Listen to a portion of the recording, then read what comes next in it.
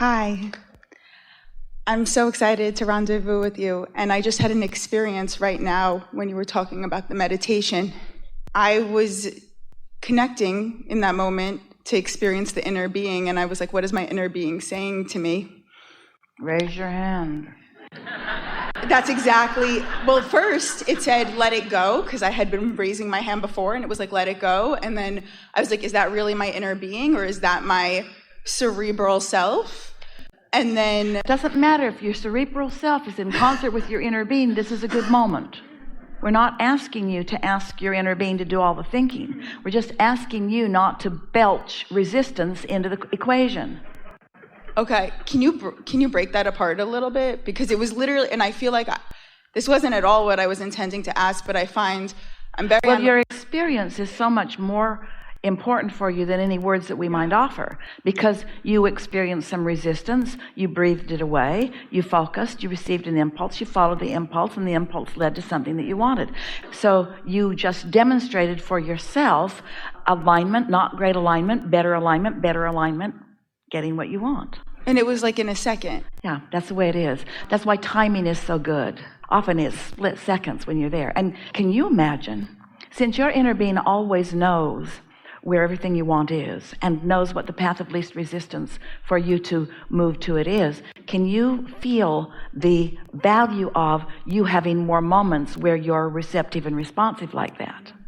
Where a lot of people run around really out of sync and wonder why they don't get any clues, or then worry that they're going to miss it. Well, you're not going to miss it. Just keep your mind focused on what matters, which is feeling good.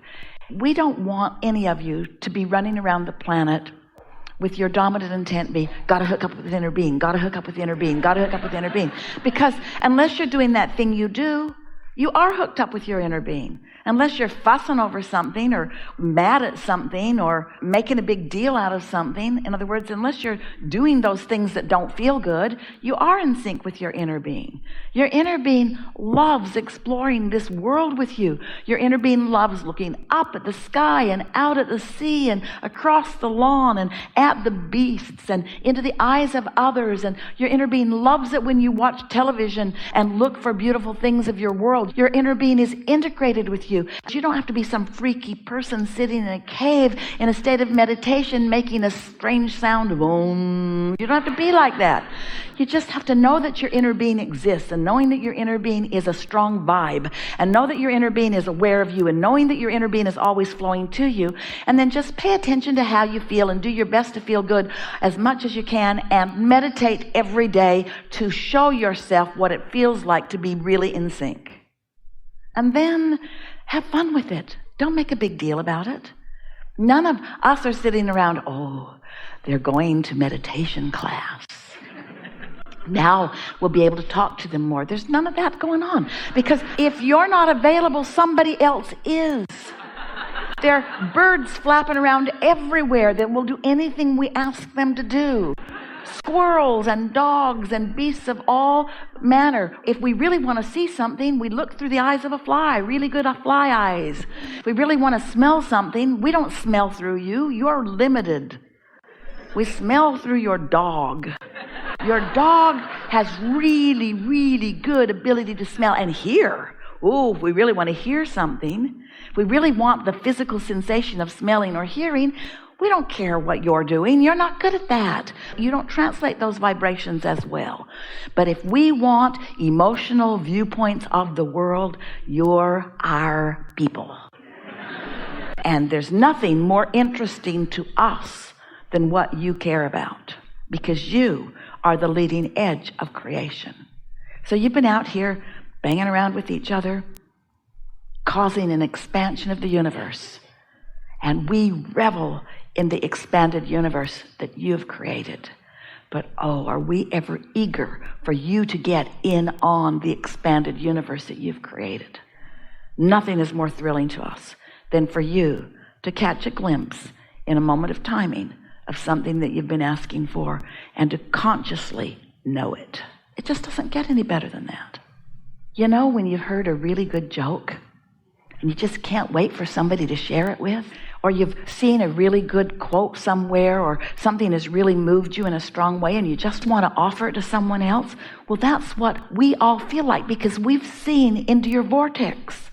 We know what's there. We're over the moon about what you've already created, and we can't wait for you, well, we're not impatient, for you to find a glimpse into it, you say. Helpful? Yes. And? I had so many questions about different areas of my life, but right now it feels frivolous to ask them. Because every question you have access to in the moment answers that are responding to right where you are on your path. The other day, Esther was driving with her daughter Tracy, and they were going into a part of San Antonio that Esther was not familiar with.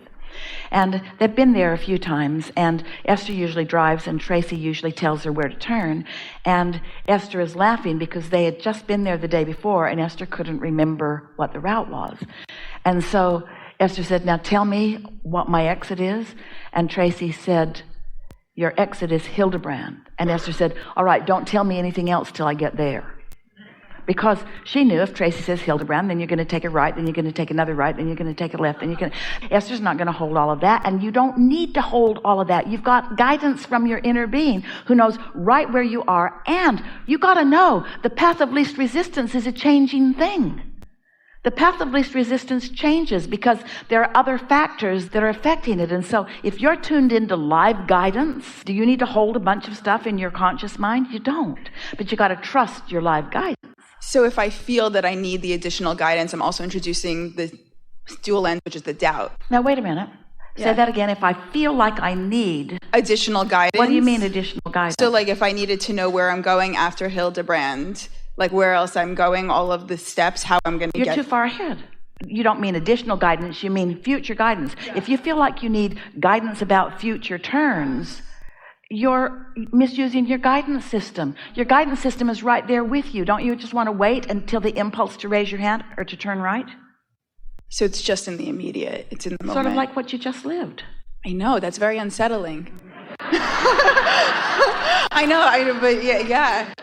Well, there's nothing wrong with having a general idea where you're going. Anything that soothes you and makes you feel better is a good idea. We're not saying just get out of bed and stumble into the world and say, my inner being will figure it out and hopefully I'll hear them. That's not what we're saying at all. You're wanting to find this perfect balance between your intentions. You see, you like the feeling of your hands in the clay. So you want to take the action and you want the ideas to occur to you. We're not trying to teach you to be puppets that your inner being is going to guide. It's not like that at all, because you're the one calling all the shots. You're the one who lived the contrast that told your inner being what you want. You are the source of all the information that your inner being is holding on your behalf. Just learn to use your guidance system in the way that works best for you. And the way that works best for you is to, as much as possible, be in an attitude or mood of satisfaction. If you're in a mood of anxiety, you're not going to hear, even if your inner being knows. If you're in a mood of anger, you're not going to hear, even since your inner being knows. So you want to be in that place of hearing. Well, what's the place of hearing? Satisfied. Satisfied and more. Satisfied and eager and appreciative and in love and eager and playful and fun and frisky. All of those moods are in the vibrational range of your inner being. And so it's not a hard thing. But as humans, you've trained yourself to be so solemn and serious. My inner being is not being playful with me. My inner being wants me to be serious about this deliberate creation, because after all, I'm here to save the planet. No, you're not. The planet does not need to be saved. You're not here to prove anything to anyone. You're here to create your reality with the help of infinite intelligence and a source of goodness beyond our ability to describe it. That's why you're here.